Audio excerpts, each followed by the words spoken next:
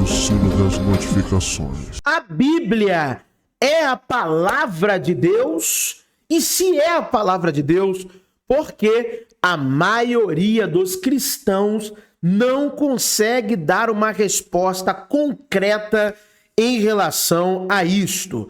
Já houve uma mudança de postura teológica por parte de diversos teólogos confessionais do Brasil, que a Bíblia é a palavra de Deus no que tange a sua inspiração divina. Mas o texto, que é ali redigido por mãos humanas, contém seus erros, contém suas inclusões e contradições. Mas enquanto palavra inspirada por Deus, a Bíblia é a palavra de Deus. É isso que muitos teólogos dizem, tá? Não sou eu que estou inventando, beleza? E o nosso amigo está aqui, ó, Chileno Gomes, estará debatendo com alguns cristãos sobre esse tema. E vou te falar, hein? Chileno, parece que passou o carro, parece que o nosso amigo pastor Chileno Gomes aí, ó, deslanchou nesse tema também, e nós vamos acompanhar tudo aqui. Fala, meu ilustríssimo amigo, minha amiga, vamos a mais um vídeo, mais um react no meu canal, no seu canal, no nosso canal favorito, Verdades Ocultas da Bíblia. Como vocês estão? Eu espero sinceramente que todos estejam bem. O link do debate completo no TubaCast estará aqui, ó, na descrição deste vídeo, assim também como o canal do meu amigo Chileno Gomes. Então, vamos lá, você sabe como funciona. Eu vou comentando daqui, vocês vão comentando aí. Vambora então, play! A Bíblia não é a palavra de Deus. Prazer, sou Daniel, sou da Assembleia de Deus. Paz do Eu Senhor, acredito irmão. que a Bíblia, ela é a palavra de Deus. Ela foi escrita por aproximadamente, né? Não é uma conta certa, mas aproximadamente 40 autores, 3 continentes diferentes, um período de 1.500 anos. 2.000 anos. 2.000 anos, aproximadamente, né? Existem alguns debates na academia. Porque a gente não tem nenhum autógrafo original de verdade. A gente estima mais ou menos. Sim, nós temos 5.800, varia muito, né? 5.800 cópias em grego koiné, que era a língua que foi escrita no Novo Testamento na época de Jesus, sem contar as mais de 10.000 cópias em latim, em coptas, que vai aí resultar em mais de 28 Você sabe mil... qual é o primeiro pergaminho que a gente tem?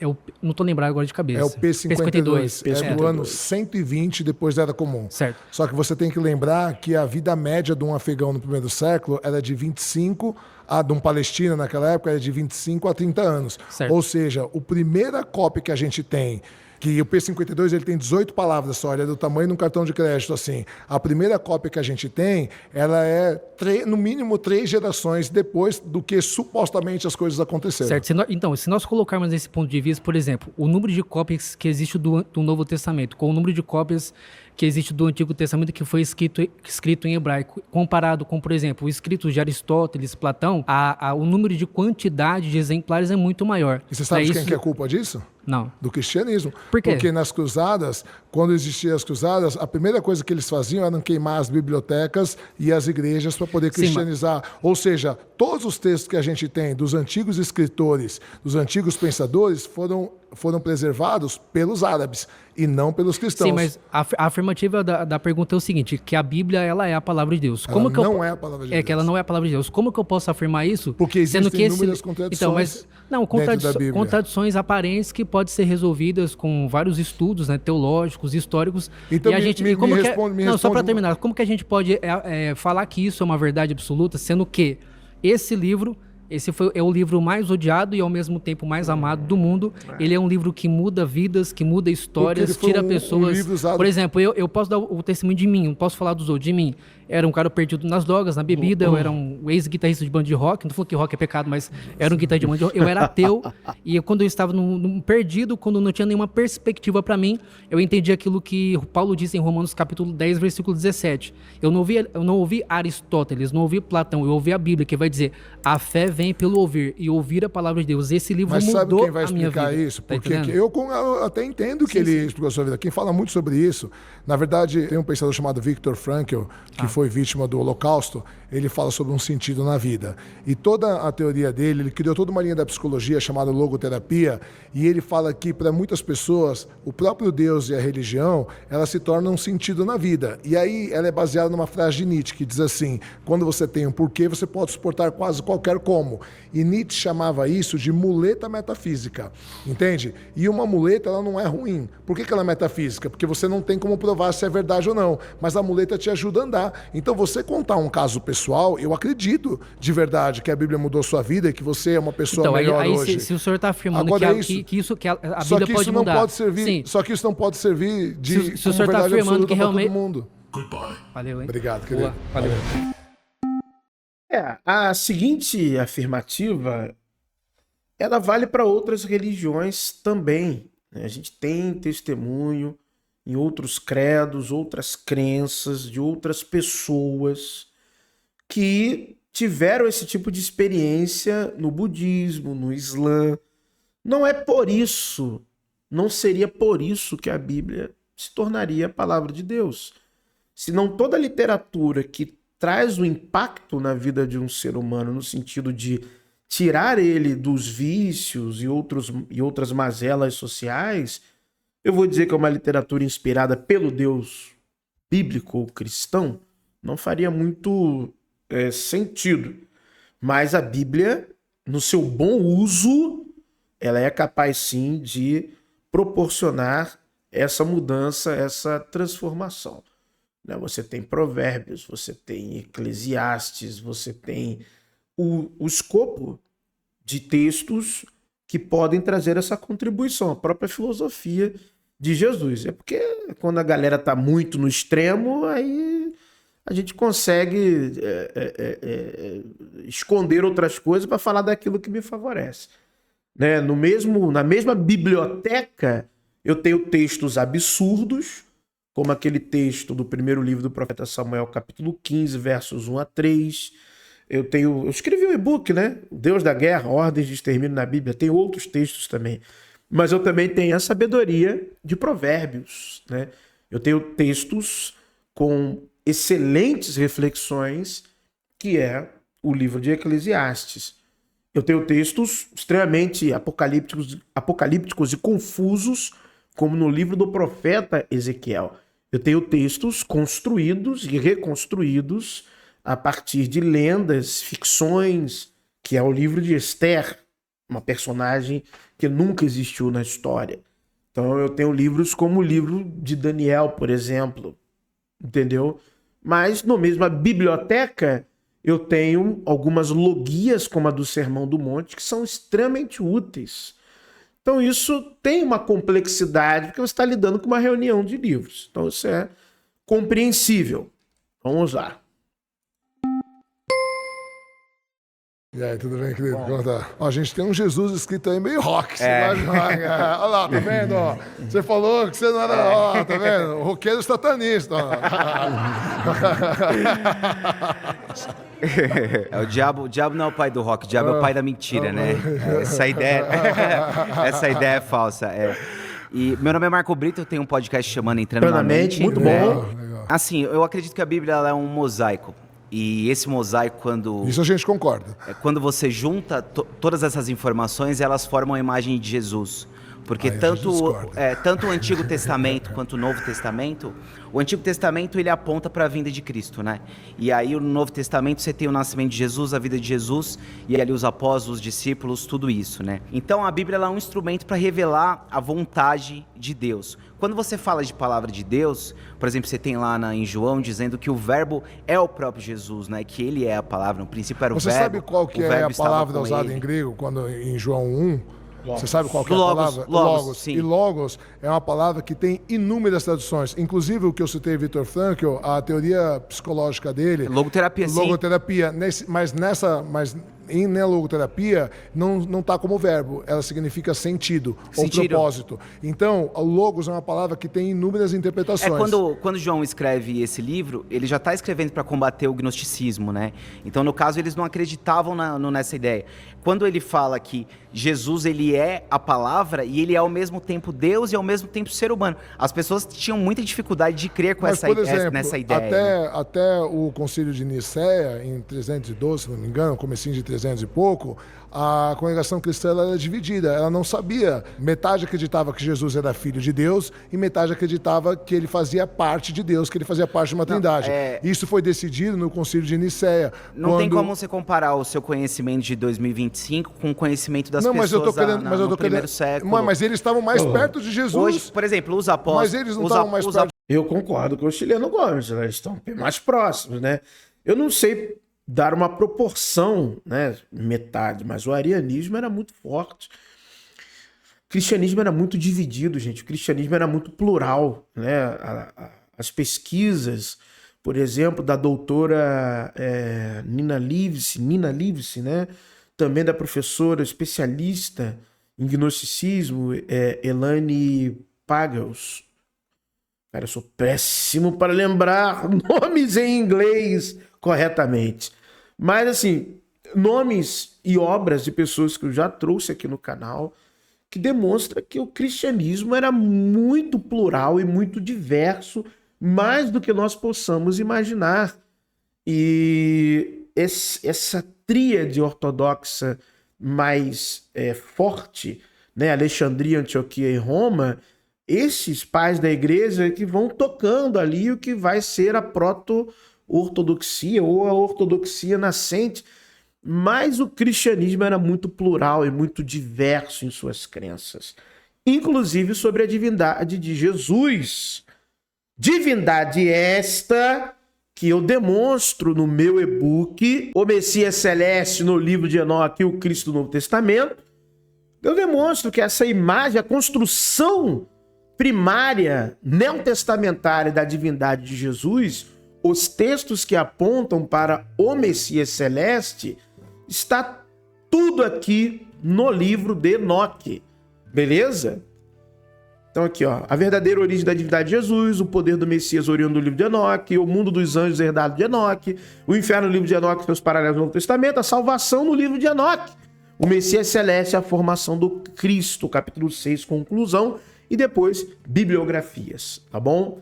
Então, isso aqui é uma expansão daquele meu e-book também, Os Muitos Messias em Jesus, em que tem um capítulo que eu falo do Messias Celeste. Então, eu fiz um e-book aqui, ó, do Messias Celeste, o mesmo preço de sempre, R$19,90, link na descrição. Adquira conhecimento. Cada capítulo, ao final, tem uma tabela para você gravar melhor ali os textos que estão ali no livro de Enoque. Cada capítulo eu explico detalhadamente, beleza? E você vai ver que o que eu estou falando nesse e-book, você tem grandes personalidades do mundo acadêmico que já escreveram sobre isso, e eu entrego essa lista de referências bibliográficas no final do e-book. Tá bom? Os apóstolos de Cristo não tinham a Bíblia que a gente tem na mão hoje. Sim, hoje nós temos muito mais informação sobre até porque Deus. Ele não criou o cristianismo. Não. Né? Jesus veio, Jesus era judeu. Sim. Agora eu te pergunto, quem que é a maior autoridade no Velho Testamento? Moisés. Os judeus? Por que os judeus não acreditam então em Jesus? Se ele cumpriu toda Na verdade, a lei. ele veio para os seus e os seus não aceitaram, né? Isso que o Novo Testamento diz. Eles não aceitam. Agora, como, por exemplo, a Bíblia diz... Eles não aceitaram porque eles não aceitam a graça, né? Então, mas a Bíblia diz em Números... Jesus, ele era diz o Messias que não correspondeu à expectativa dos judeus do que eles acharam que era o Messias, Bíblia... né? Lembrando que o Marcos ali, né, ele conversa muito com o Caio Fábio. Lembrando que eu já dei um estudo aqui no canal. A graça paulina é totalmente, não é que é um pouco, é totalmente oriunda de conteúdo greco-romano. Então Paulo sincretiza o que havia sobre as graças, traz para o cristianismo e forma uma doutrina. Essa é a verdade. E eu escrevi um estudo e entreguei no nível de assinatura ilustres da ordem, falando sobre a graça paulina. Eu não fiz em formato de artigo, eu fiz em formato de estudo. Futuramente eu pretendo aprofundar ainda mais essa questão e transformar em um artigo, quem sabe até em um e-book.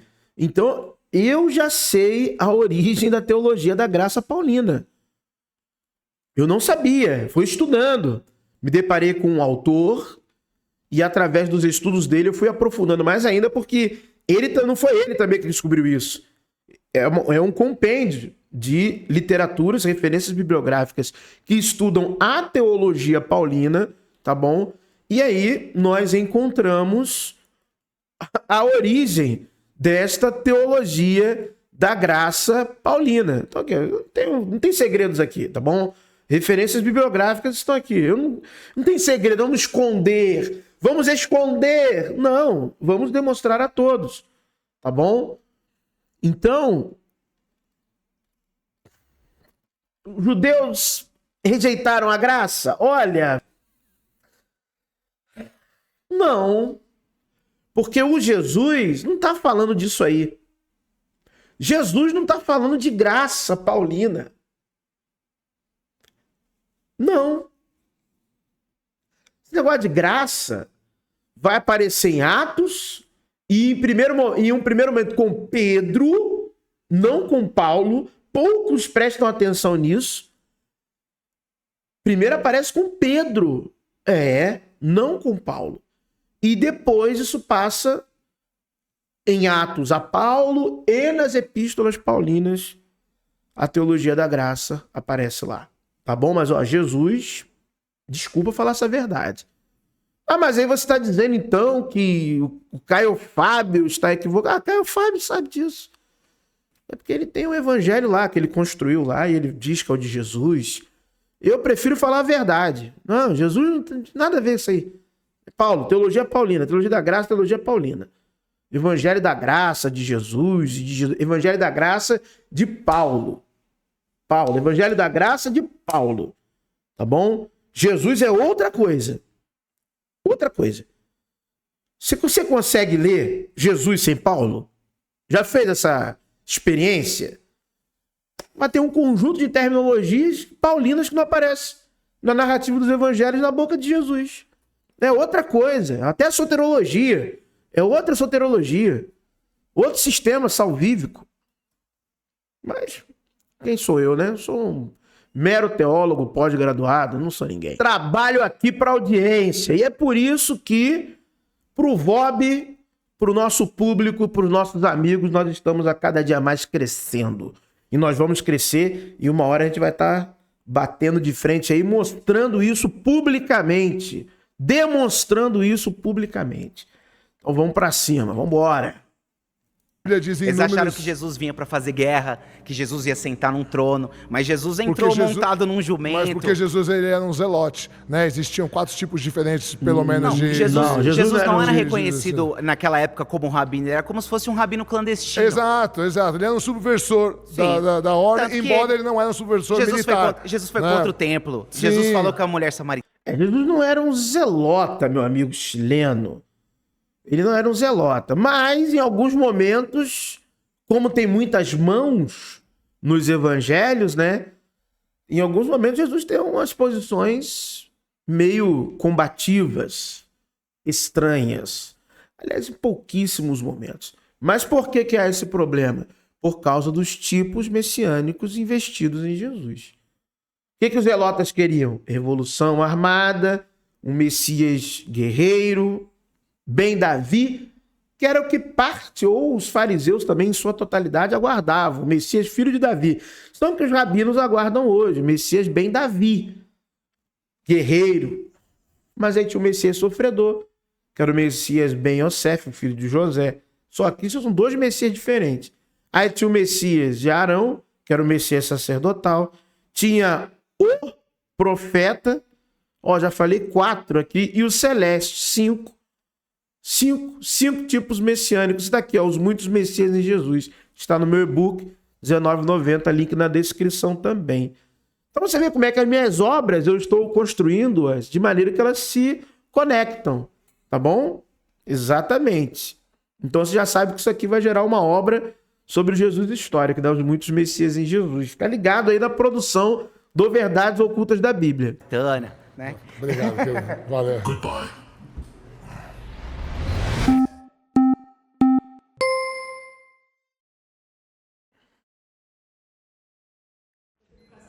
Muito prazer, tudo bem? Tudo bem, meu nome é Cris, Tudo bem, Cris? da Igreja Missão Global.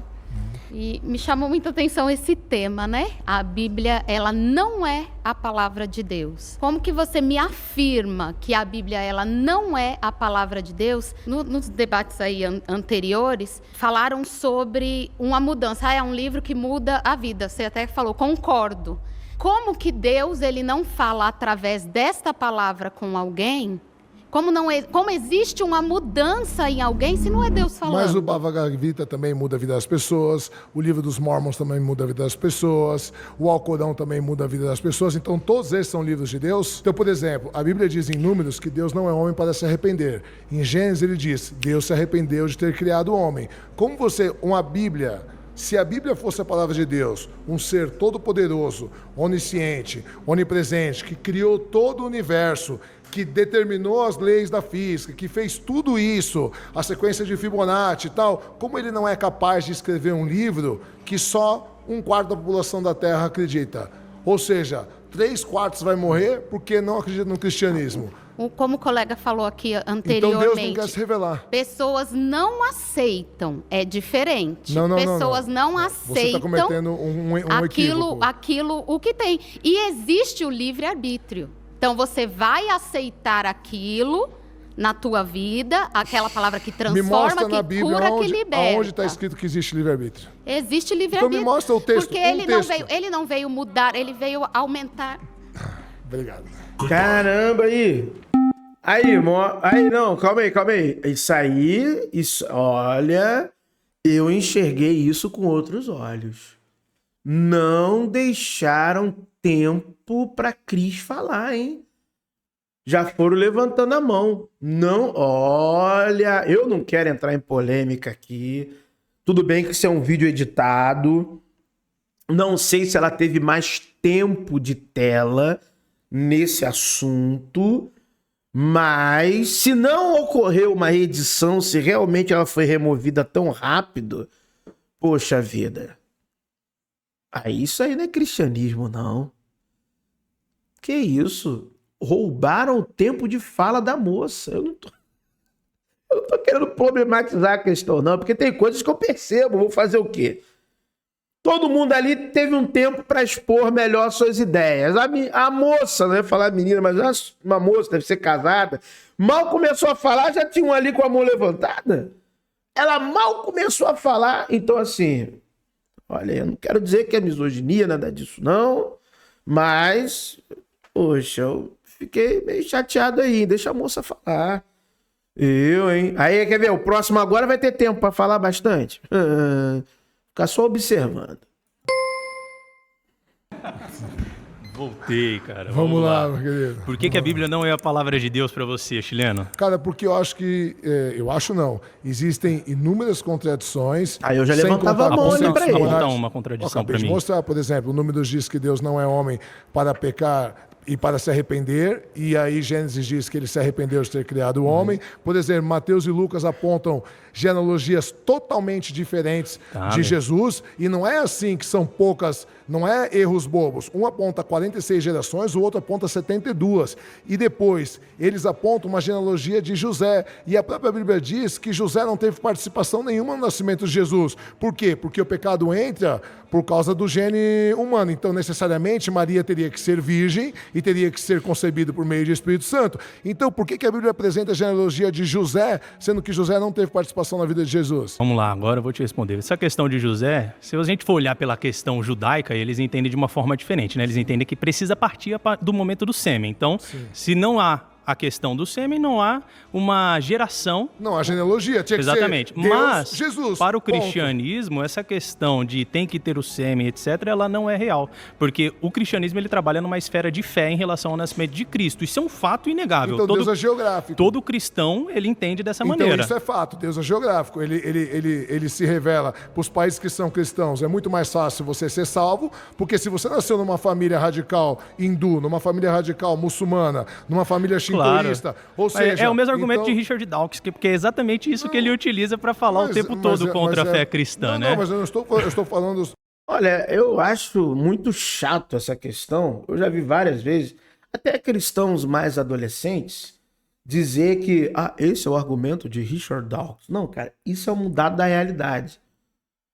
Na realidade objetiva, na realidade concreta, objetiva, na vida real, se você não tem contato com uma Bíblia, se você não tem contato informacional de qualquer fonte que seja com uma crença, como que você vai aceitá-la e recebê-la? Se você é isolado dentro de um sistema de crenças, a tendência que você venha aderir a esse sistema de crenças é muito alta. Eu só fui saber que existia outras religiões, como o Islã, já era adolescente. Não tinha ouvido falar em Islã, muçulmano, islamismo, Mohammed. Nunca tinha ouvido falar. E olha que a minha adolescência, ela está ali entre meados e final da década de 1990 e início da década de 2000. Então, olha só, não tive contato, entendeu? Eu conheci as religiões, em parte, afro-brasileiras e as religiões evangélicas e a religião católica. Era o que eu conhecia. Islã, Buda, budismo e tudo mais. Olha que legal, outra religião. Nunca tinha ouvido falar. Então, assim, diferente dos adolescentes e jovens de hoje em dia, eu não cresci num mundo com internet. Então, não é o argumento do Richard Dawkins, é o argumento do Dawkins, não, cara. É um dado concreto da realidade. Se eu não tiver contato com qualquer tipo de conhecimento, não tem como eu antever, eu prever que aquilo exista. E aceitar e viver normativamente como aquilo, isso não existe, tá? Então não é argumento do Richard Dawkins, é um dado da realidade. Aquilo que o seu cérebro não conhece não existe. É um dado da realidade. Para você, aquilo não existe. O que o seu cérebro não conhece, para você, não existe. É simples assim. Não é um argumento, é uma constatação. Para você conhecer algo, você tem que ter contato com aquele algo. Audiovisual, qualquer coisa. Senão não funciona. Uma bobagem, os caras velhos já com essas bobagens. Eu estou trazendo fatos, não é? Sim, são fatos. São fatos. Mas é um argumento que Então, todo cético acaba utilizando, porque realmente há muitas religiões e há muitos deuses. Só que a gente entende como cristão que existe um único Deus. Deus. Levantando a minha mão. É o seguinte, se a Bíblia diz que Deus é amor e que estamos todos sob a benignidade merecida de Jesus e que Ele quer que todos se salvem, né? A não ser que você seja calvinista, né? Porque os calvinistas dizem que não, que ele que escolhe, dane-se, você pode querer ser salvo se ele não quiser, né? Que é uma dissidência bem forte dentro do cristianismo também. É uma briga. Né? Outro fator, por exemplo, a gente tem aqui, 13 pessoas, cada uma praticamente uma denominação diferente. O que eu mais escuto nas minhas redes sociais é, você leu muito a Bíblia, mas você não leu com o Espírito Santo. Você não sabe interpretar. Aí eu te pergunto, de todos vocês aqui, ou dos 40 mil religiões ditas cristãs, qual que sabe interpretar que tem o Espírito Santo? Se cada uma tem algum ponto de divergência. Existem vários pontos de divergência realmente em várias questões. A convergência. O principal que não há divergência, é Cristo. o único fato que não há divergência é que Cristo é o único meio de salvação para todo cristão. Isso é um ponto que converge e concorda entre todas as religiões, independente de qualquer uma. Pelo menos esse isso, é um ponto né? chave. Tá certo. Agora que eu ia começar. Não, e outra coisa também, né? Vocês sabem que está ocorrendo, eu disse no início do vídeo, mas eu me lembrei agora, Isso é um fenômeno mundial na alta teologia, tá? Isso que eu estou falando aqui. Pessoas se reuniram, grandes teólogos nos Estados Unidos, para fazer essa mudança sutil. Que a Bíblia é a palavra de Deus no seu quesito de inspiração divina. Ela é a palavra de Deus porque ela é inspirada por Deus. E não no quesito de sua letra, letra por letra, palavra por palavra. Os textos podem sofrer alterações humanas, mas no quesito de sua inspiração, ela é a palavra de Deus. Isso é uma mudança sutil, mas que você vai ver muito recorrente em debates, tá? Inclusive, lembrei aqui agora, você vê como é que o VOB é espontâneo, né? Lembrei aqui agora, nós vimos isso naquela treta, a palavra é treta mesmo, entre o pastor Eduardo Reis, da We Are Reino, né? E do pastor Carlos Vailate, inclusive que eu tinha, aliás, tenho ainda, né, uma admiração pela produção acadêmica do Carlos Vailate, mas que eu fiquei extremamente aborrecido pelo que ele fez com o pastor, acho que é Carlos Eduardo, né? Eduardo, não sei o nome do cara, lá do We Are Reino, né? Sacaneando ele lá do livro que ele escreveu com o Pablo Marçal, e que ele também tinha que ter sido homem e ter bancado até o final. Não é isso mesmo, não é. O texto em si não é. Nós podemos falar da inspiração divina, sustento pressuposto teológico, mas como isso é na alta teologia, não é na cabeça ainda popular, isso vai mudar. Isso vai mudar. Mas ainda no popular, no populacho, né, no povão, a Bíblia, letra, tradução, João Ferreira de Almeida, é a palavra de Deus na letra, no sentido literário, da letra. Não é no sentido da inspiração. Então ele foi lá com o César Cavalcante, estava o Kibuca lá também, o Vailate, apertaram ele e ele se adequou lá para não sair mal. Mas ele tinha que ter bancado. Não é não. Letra não é não. E ele tinha que ir para dentro mesmo. Vai lá, você sabe, você é acadêmico aí, você é da USP, pô. Você sabe que não mete esse personagem aqui não. Porque o cara que tá mesmo na guerra, o cara que tá na guerra mesmo, no braço, ele não baixa a cabeça pra ninguém, não. Eu não baixo a cabeça, não, meu irmão. Tem essa, não. Se é pra falar a verdade, nós vamos bancar o negócio até o final. Entendeu? E ele já tá nessa posição. É a posição que ele tá. Então, pô, mijou fora do pinico ali, mantém a posição. E joga a fogueira no colo do outro. Não, é você que ainda tá nessa aí de letra por letra aí, e tá querendo dobrar aqui a minha opinião e ponto final. Ainda mais o Kibuca. Kibuca sabe muito também, o Frank Kibuca. Meu, que isso? Sabe muito. Mas ali, né, é palestra, é evento, né, meu amigo? É oferta, é livro vendido, é público, é seguidor. Todo mundo ali tem seus interesses. Entendeu? Mas a ideia é que vocês vão ver, vai começar a ocorrer uma mudança de postura teológica, tá? Que a Bíblia é a palavra de Deus no seu quesito de inspiração e não mais de composição escrita, né? Que na composição escrita, aí ela tem lenda, ela tem mitologia, porque foi o homem. E o Espírito Santo atua na história, a revelação é progressiva. Esse negócio de revelação progressiva um dia vai cair também. Pode escrever o que eu tô falando. Esse negócio de revelação progressiva um dia também vai cair. Sabe por quê? Por causa de canais como o meu aqui, que pega ali, ó, tem o Salmo 104, que é o Inatum. E aí, meu amigo? Salmo 74, Salmo 78, Salmo 48, esse negócio aqui é de Baal. Entendeu? Aí quando essas coisas começarem a vir à tona, livros como, por exemplo, aquele livro de James Anderson, né? Da apropriação de Yahweh por parte de Baal, monoteísmo and Yahweh's appropriation of Baal. É isso aí, né? Exatamente isso aí. De James. Aí a galera vai começar a mudar também o conceito. Que é assim, a teologia ela é dinâmica. Quando ela vê que tá dando ruim, ela se adapta, ela muda.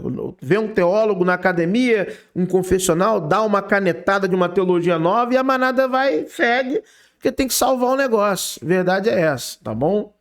E segue o baile, né? Eu tô aqui neutro, analisando, vendo isso tudo e interagindo com vocês. Eu não tô nem aí. É verdade, é mentira, é isso, é aquilo outro, Deus existe, não existe. Não, eu fiz já com 40 já, não tô mais aí pra isso não. Eu quero investigar, vamos investigar. Vamos ler, vamos saber mais, e a gente evoluir e crescer junto. Vambora. É difícil. Vamos lá. Desculpa aí, até não me apresentei. Meu nome é Bruno. Eu sou formado em jornalismo e estudante de teologia, especialista em história da igreja. Legal. Eu queria Brabo, pegar hein? o gancho aí do nosso amigo aí no final, né? A gente poderia falar sobre a questão de arqueologia bíblica, a gente poderia falar a questão de manuscritologia, Melhor quantidade não. de manuscritos do Novo Testamento. E Melhor tudo mais. não, melhor Mas eu acho não. que um ponto importante e fundamental para toda essa discussão. Hermenêutica, exegese. Melhor mas não, o ponto hein? fundamental para qualquer cristão é a ressurreição de Jesus. Se Jesus não ressuscitou, Nossa fé, vã. nossa fé é vã. É por isso que eu não tenho fé, porque ele não ressuscitou. É por isso que eu tenho fé, porque ele ressuscitou e reina.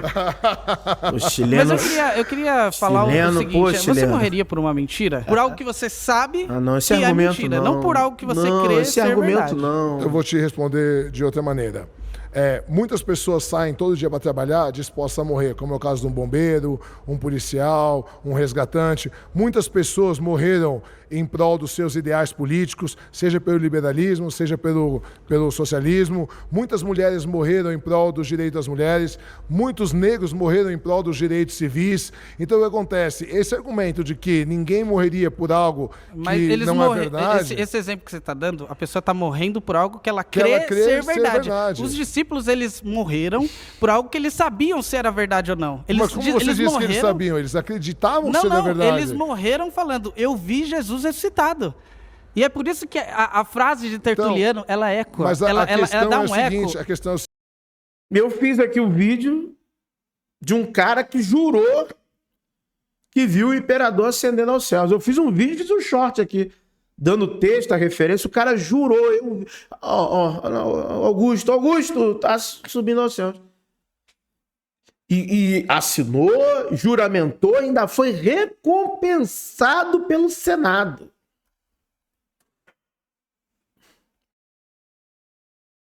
Tô falando, eu vou virar apologeta. O mercado tá fácil. Eu vou virar apologeta. Tá fácil. Ó, tá docinho, tá chuchuzinho, hein? seguinte, A frase, na academia... Só um minutinho, aí eu já dou.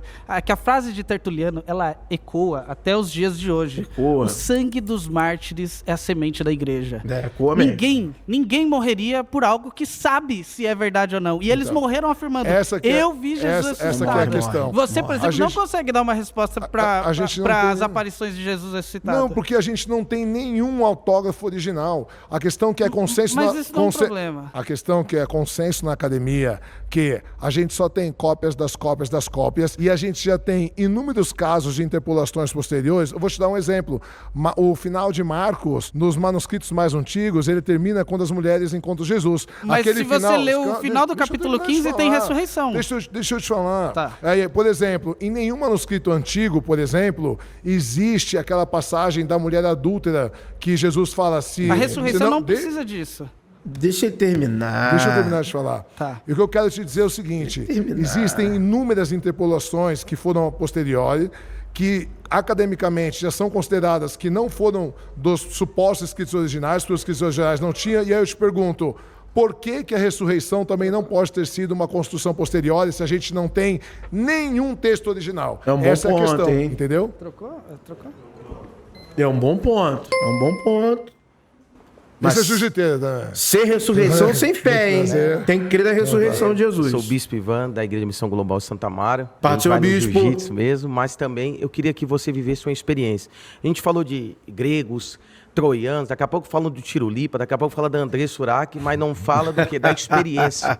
Porque você não vê o vento e o ar, mas você sente, você depende dele. Eita. E o seu pai, porque quando o seu pai, que é Deus, ele corrige. Você tem filhos? Eu tenho. Então, você fala só o que é bom para ele ou você corrige? Ou você não vê o que é dever e o que é direito? Então, tudo que foi falado na primeira e na segunda pauta, nós temos que entender o que é o pai.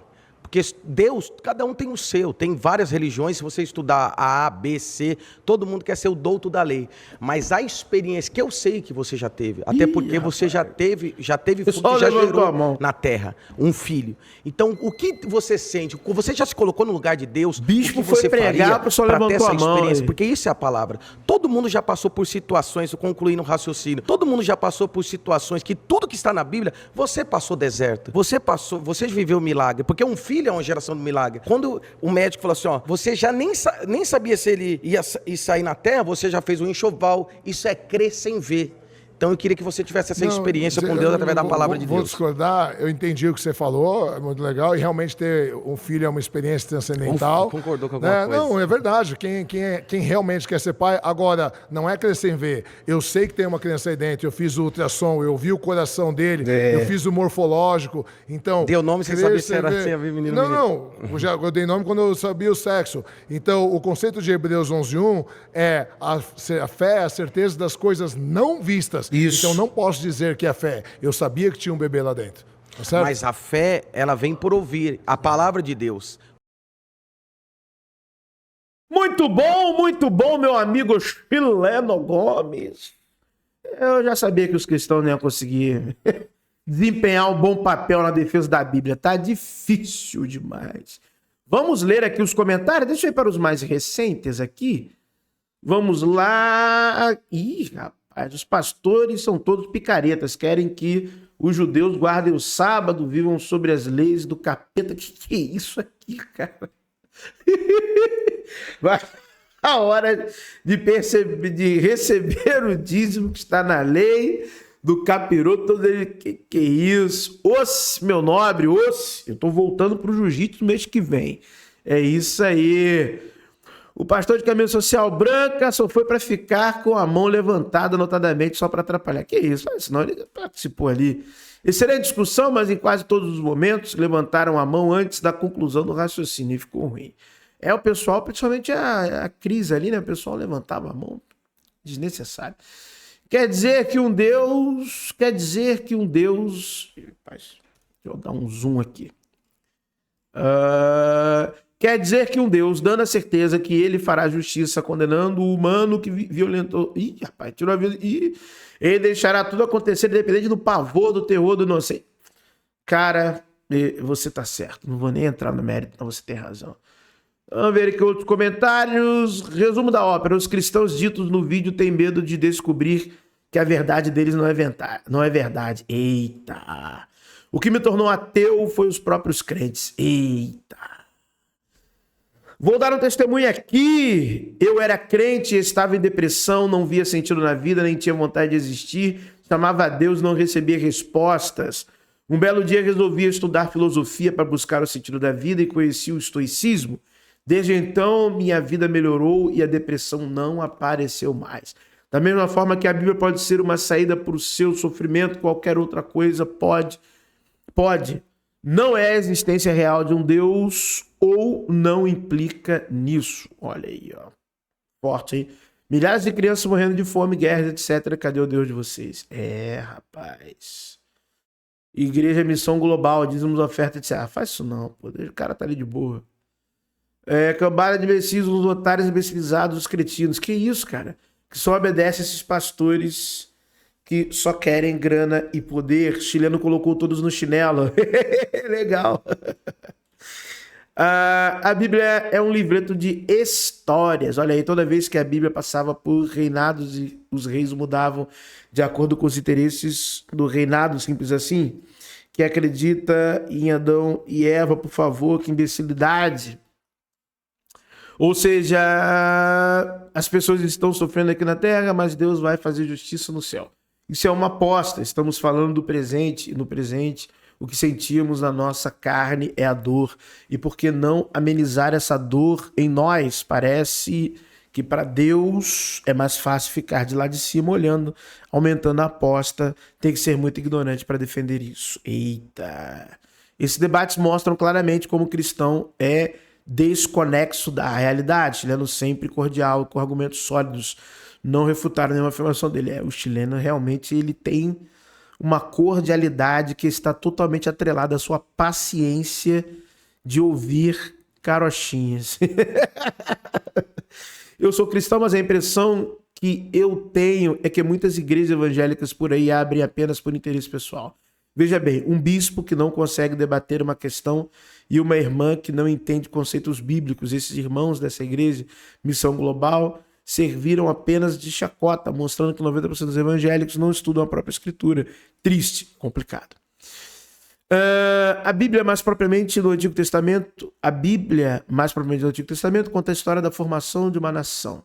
E não se forma uma nação sem tomar posse de territórios na força e sem mão de obra barata, escravização. A história do Brasil também foi assim. A questão de não comer crustáceos e outras coisas mais vem da preservação do povo para fortalecimento desse mesmo povo. Não sei se a ordem veio de Deus, não veio de Deus nenhum, né, cara? Ou de alguém inteligente que comia essas coisas. Não, havia uma cultura alimentar. É só isso só. Já se tinha algum tipo de cultura alimentar, algum tipo de sabedoria ancestral do consumo a longo prazo daquilo ali. Eles não sabiam nem dizer o porquê, mas eles sabiam que não fazia bem. Tinha isso também com algumas plantas e outros povos também. Não coma daquela planta. São ordens sanitárias, tipo a Anvisa faz hoje isso. Igual separar leprosos com pessoas amaldiçoadas, na verdade era só para não morrer a nação toda. Igual o isolamento na Covid. Eu não entendo a dificuldade que as pessoas têm de entender essas coisas. Hoje existem coisas bem mais parecidas com o passado. Olha a... Eita, calma aí, não posso fazer isso aqui. Lê isso aqui não, que isso aqui tá dando problema. A problemática da Bahia é que a história é contada como Deus que mandou essas coisas. Mas se você pensar nas cruzadas, também foi. Se você pensar nas eleições dos brasileiros, também enfiaram Deus no meio. Afinal, quem vai discutir uma ordem dada por Deus? Rapaz. É incrível como os religiosos precisam fazer um esforço para defender sua crença, uma necessidade de estarem certos, um desejo de validação incrível. Vocês têm noção que para os caras saírem de casa para defender um Deus já prova que eles têm dúvida do próprio Deus deles? Eu era ateu, agora tenho mais certeza do meu ateu. Ah, sacanagem você ter escrito isso aqui, cara. Eu vou até rir. Poxa. Poxa vida. Deus, ele precisa ser incriado para criar alguma coisa. Que isso? Posso falar isso do universo também? Não, porque o universo existe. Tá aí o próprio católico afirmando que Deus não existe. Esses pastores aí não ganham um debate nem comigo. Imagina com um cara desse e muito estudado. Que debate respeitoso, adorei esse chileno. Ih, rapaz, olha, o ateísmo vai crescer no Brasil, hein? Esse cara é tão burro que ele quer usar a lei brasileira para dizer, né, em outro país. Tem país que se relacionar com...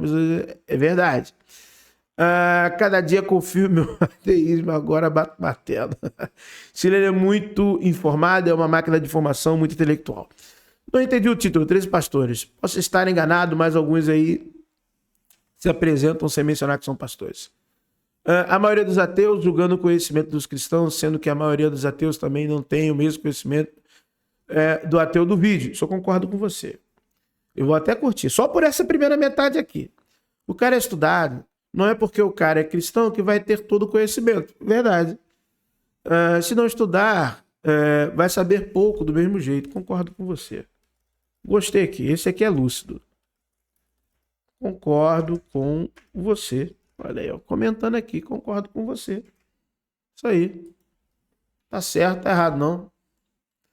Gostei muito do chileno. Só acho que está pegando muito leve com os religiosos. Olha aí, ó, olha aí o pessoal... O pessoal aí, ó, por isso que tá dando errado para alguns ateus aí que estão debatendo, cara. Vai na educação.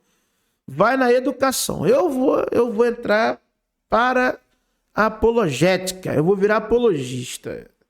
Eu vou... O mercado tá bom para quem é apologista. Imagina. Eita, rapaz, eu vou me dar bem. Eu vou me dar bem, hein? Eu vou me dar bem. O ateísmo como cresce. É verdade, eu tô sentindo isso também. Esses debates entre ateus e cristãos não tá fazendo bem pro cristianismo não, hein? Na internet, né?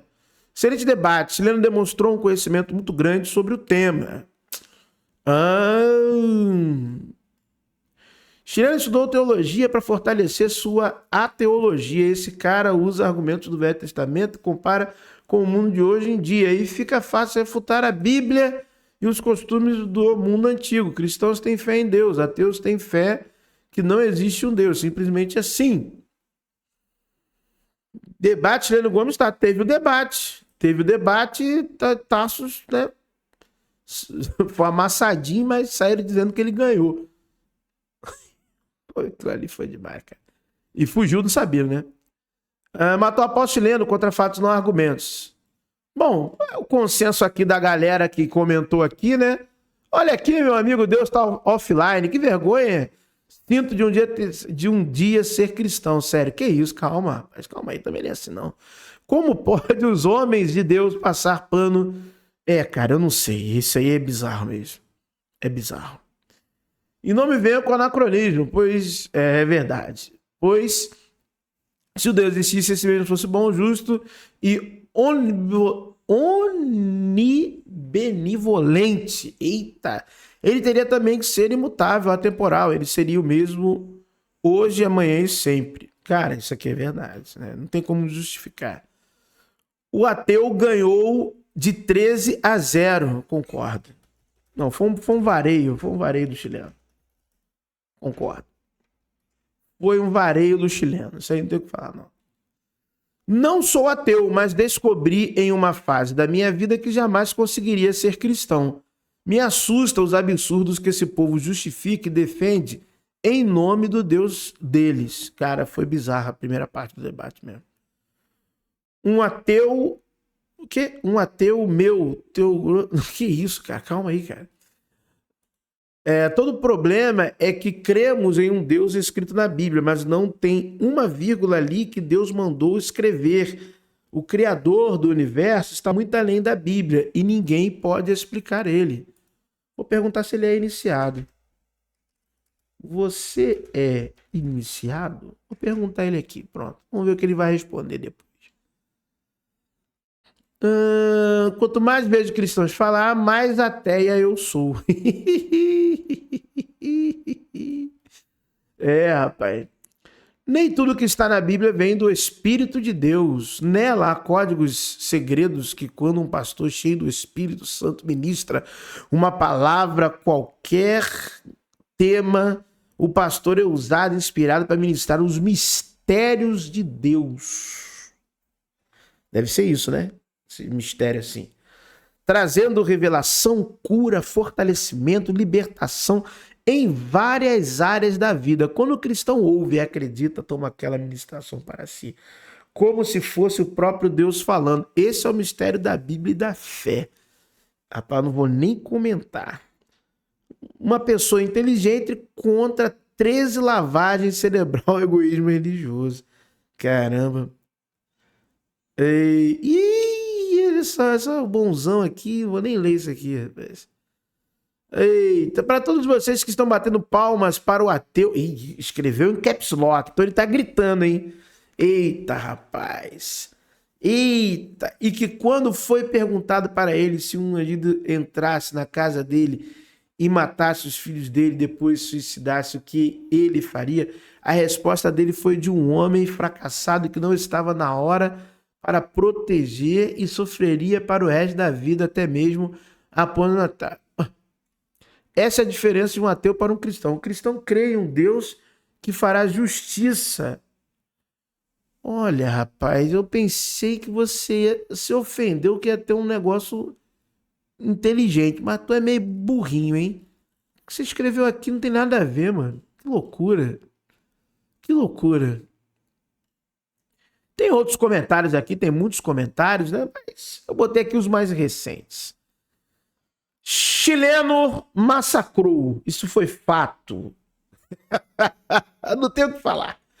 Foi o que aconteceu. Muito obrigado por terem assistido a mais esse corte aqui no seu canal favorito, ou Verdades Ocultas da Bíblia, que o verdadeiro Deus abençoe a todos. Se você não crê, não acredita em um Deus, olha, para mim está tudo certo, não faz diferença nenhuma. Meu amigo ateu, meu amigo agnóstico, eu apenas desejo do fundo do meu coração que a sorte e a fortuna lhe acompanhem. But if I lay down and I play dead and I stay dead,